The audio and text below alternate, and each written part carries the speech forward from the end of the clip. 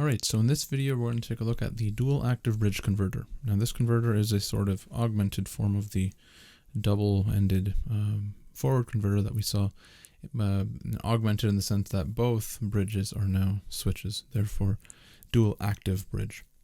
So both bridges are active. Essentially you have, again, two bridges, they connect two voltage sources, V1 and V2. In this case, we use the leakage inductance of the transformer as opposed to the magnetizing inductance. And really what that is for is because the leakage inductance ends up being in series with the transformer, and we see that that's a very useful sort of feature to have in this converter. And so if the two voltage sources are approximately equal when scaled in by the turns ratio, I1, the current and the primary referenced, so the current referred to the primary side of the transformer, current will be trapezoidal, as it was in the double-ended converter. This trapezoidal current results in low conduction losses. This converter topology also allows for zero voltage switching. So we'll deal with that more in sort of later videos. You'll see what zero volt switching is, soft switching they call it sometimes. But essentially what it does is it increases the efficiency substantially. Basically each switch turns on when the voltage across it is very low, and this results in low losses and or high frequency switching capabilities. Essentially we control power flow through a phase shift between the two bridges. So imagine that both bridges are producing square wave voltages and applying those to the transformer, and the two square waves are phase shifted relative to one another. And we're going to show that by controlling that phase shift, you can control the average power that is transferred by this converter. So that's a sort of it's different than what we're used to seeing. In most cases, we control the power flow or the voltage and the currents and all that kind of stuff based on duty cycle. But in this case, we're going to see that it's the phase shift, which will be the difference of the two voltages, is the phase shift essentially, and it'll give rise to an inductor current. So what we do is we can model this entire converter in a sort of simplified manner. And so if you imagine that we can control these switches, which we can, and we can control these switches, which we also can, then we can model the entire converter in a simplified manner, something like this. Okay, and this is going to be referred to the primary side, so we're going to call you V2 prime. We're going to call you V1. And this voltage here will be VL, and this here is L, and the current is I1. So this is the circuit we're going to analyze, right? And so V2 prime, maybe we can write here, is going to be V2 divided by N, right? And maybe we can also write here that V2 prime, because we'll write that, we're going to be using V2 prime later on, is going to be V2 divided by N. So that's the sort of DC voltage, V2. That's the uppercase, right? And so what we're going to do here is we're going to draw some waveforms, because that's really how we understand how these converters operate. And so if you're not sick of drawing waveforms yet, I assure you by the time you're done studying power electronics, you probably will be. And if you're not, then maybe you should consider pursuing power electronics as a field of work or research. So here we're going to call this V1, right? So that'll be V1, so that's the primary side voltage, right? And then we'll have another sort of axis here, and this will be for V2. And then I'm going to have a third one, and this one will be for VL. And then I'll draw the current on the same one because it's logical to do it that way, and we'll show you why in a second. So this is V2 prime. And maybe we should space these out a bit more, because we're going to need, or maybe we can make them a bit smaller. No, let's just space them out a bit more, because we're going to need to go negative with these waveforms as well. So if we move things down a bit, we'll have to do some scrolling as a result, but that's okay. We can manage. So maybe we move this up. We'll only go up and down by one block. Okay. So what we're going to do is we're going to break this up according to period. Okay, so we're going to have, let's say 5 blocks is going to be half a period, and then the other 5 will be a full period. So that's 10 blocks is the period. Okay, and what we're going to do here is we're going to label this as pi, and this is 2 pi. Okay, so you can call it t over 2, you can call it t. We're going to call it pi and 2 pi because we deal with a phase shift here, so it makes sense to deal with this in radians. You can deal with it in degrees as well, but we're going to use radians. So we're going to consider 1 as the sort of reference square wave, because I mean, when you deal with this type of a converter in practice, you would generate sort of pulses for one side, and then you can phase delay them however you want for the secondary side. And so that's why I'm referring to one side as being a reference. And so if I apply a square wave, let's say for 50% like this, and then I go down 50% like this, and then it goes back up, and it continues, and of course this would be something like this. I'm going to apply the exact same square wave, but phase shifted. Maybe we move this down, so let's call it VL, and then IL, okay? We're going to apply the exact same square wave, but it's going to be phase shifted, okay? And this is off a little bit, so I want to fix that first, okay? So we're going to phase shift it by 2 blocks, okay? So that means this rising edge happened at the origin. This one will happen 2 blocks later. This falling edge happened at pi. This one will happen 2 blocks later. This rising edge happened at this line here. This will happen 2 blocks later. And of course, we can just fill in the rest as according to the previous waveform. So we'll see that this is a phase shifted square wave like this, and it's 50% duty cycle. Now, the reason we use 50% duty cycle is because we don't want to apply we want to apply 0 DC voltage to the transformer, right? So in this case, if you have a 50% duty cycle, you have a 0 DC component there. Okay? Okay. And this voltage here will be V1, and this one here is minus V1, of course. And this voltage here is V2 prime, and this voltage here is V2 or minus V2 prime. And these labels need to change color because it's starting to get very confusing. So let's make them green instead, and let's call this V1, let's call this V2 prime, let's call this VL I1. You can probably call it IL, but hey, let's stick with V1. Or sorry, let's stick with I1, I mean. So now, we'll also draw a sort of secondary group of dashes here like this, and these will be useful for drawing the inductor voltage. And the reason we want to draw the inductor voltage is because that's how we're going to understand what is going on in terms of the current, right? So whether the current's rising or falling. And I should also mention that, maybe we can mention that here. So let's extend this line all the way up here. And we can say that this duration here, or this phase shift, we call it phi.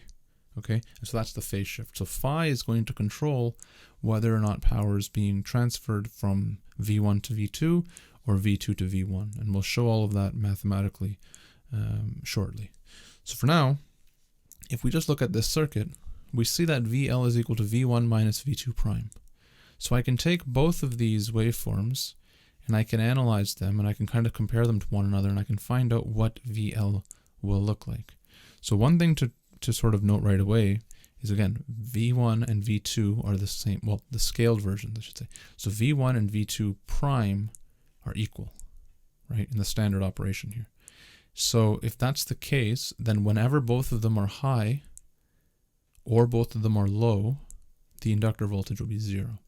Right, because this will be V1, this will be V2 prime, but I'm saying V1 equals V2 prime, this becomes 0 then, right? So that means the inductor voltage here is 0, because that's when both of them are high, and then the inductor voltage here is 0, because that's when both of them are low. Okay, but what happens in between? So V1 is positive here, V2 is negative here, so positive minus a minus gives you a positive, right? So this is going to be a positive, like this. And when you have the other side, you have a negative minus a positive, you have a negative, and then you go back, it starts to repeat. So then you have a positive minus minus, which is positive again. So it turns into something like this, okay?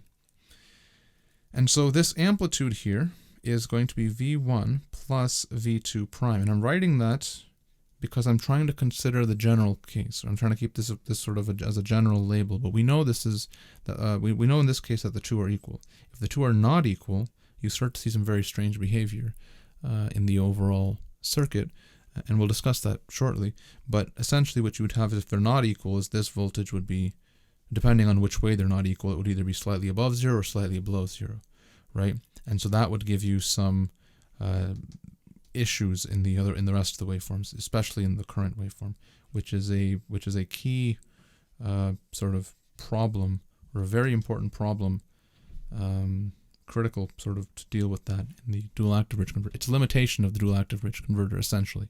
So during this time, what happens to the current? So we're going to draw the current, and the current again is trapezoidal, as it, and I say again because it was also in the case of the bridge, the double-ended forward converter, and so because it was a similar setup, and so what we're going to see here is that this current here, what it'll do is, supposing that it has been running for some time and it's not starting from zero, it'll go from negative to positive, and then it'll be constant during this time. And the reason it goes from negative to positive is because you're applying a positive voltage to this inductor. And then during this time you apply 0 voltage, so that becomes a flat line, so there's no current rising there or falling. At this time you apply a negative voltage, so the current goes negative, and then again you apply 0 voltage, so this becomes flat, and then again you apply a positive voltage, so this goes up like this, and so it's trapezoidal. So this is a very interesting characteristic because it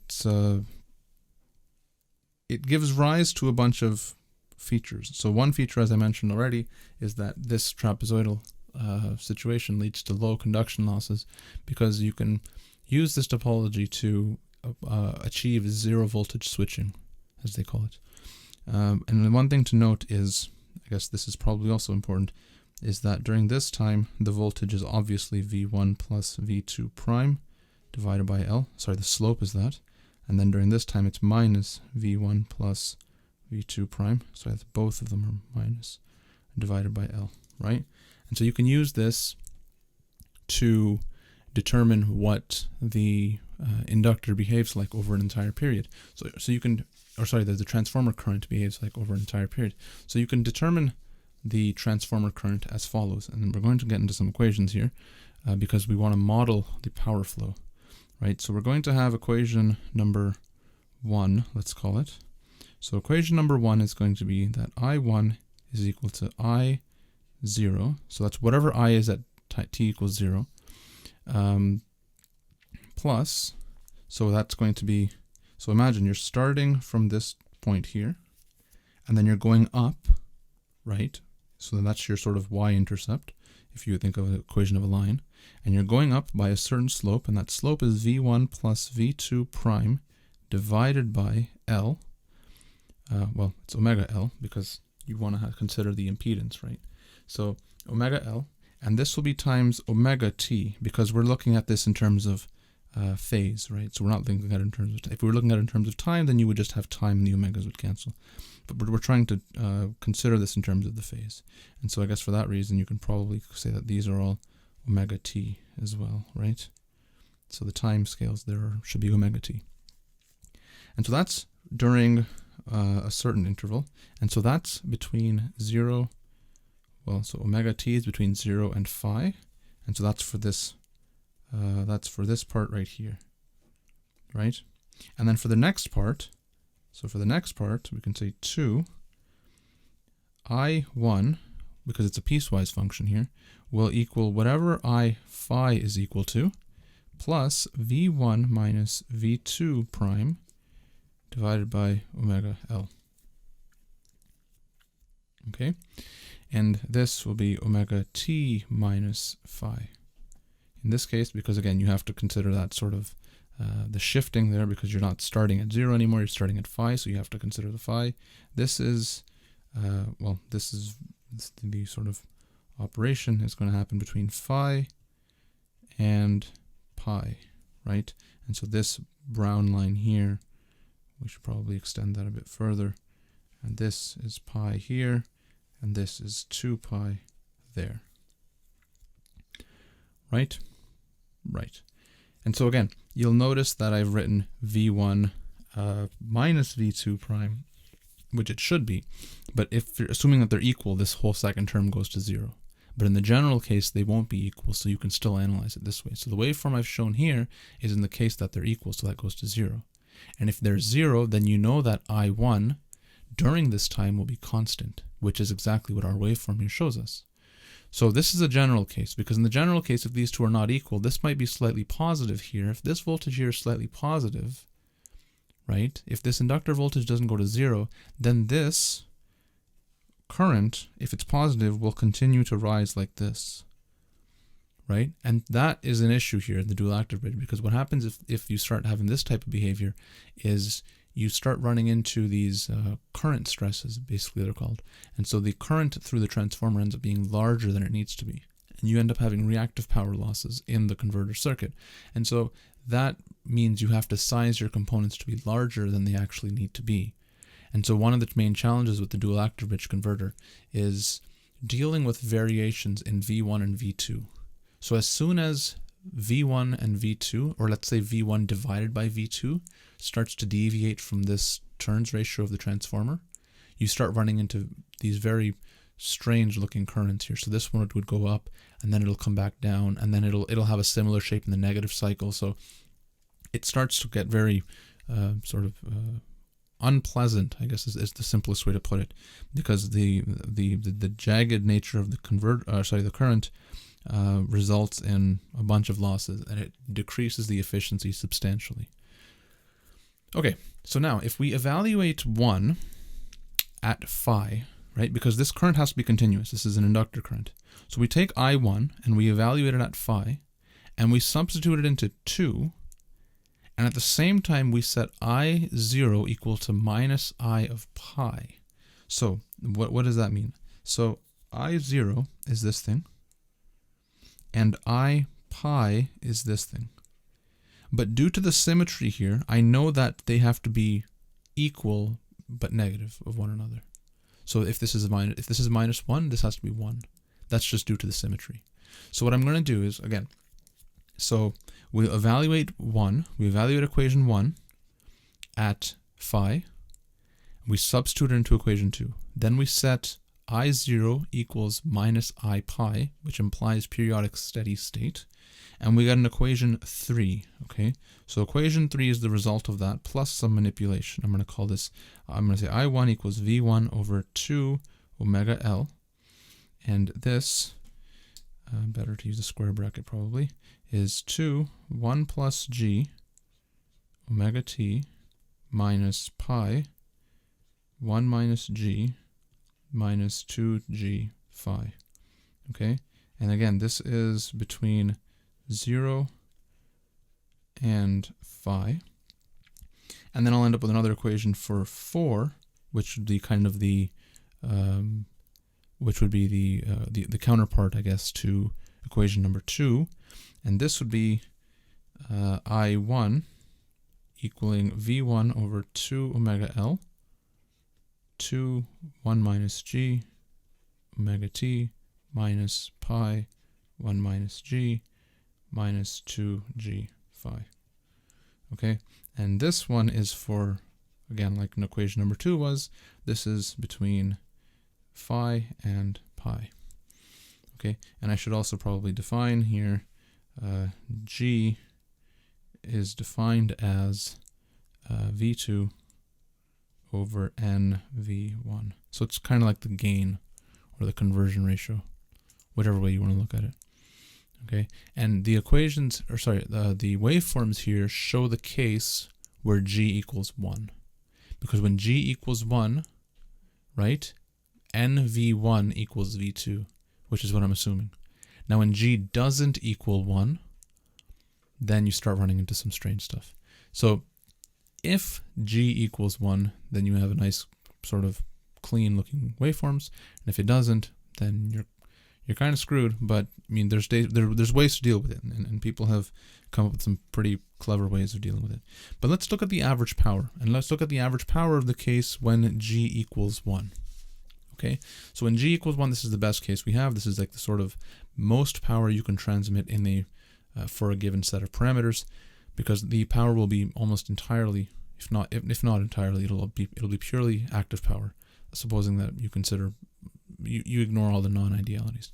So the average power, PT, let's call it P as well, it's going to be 1 over pi from 0 to pi V1t times I1t.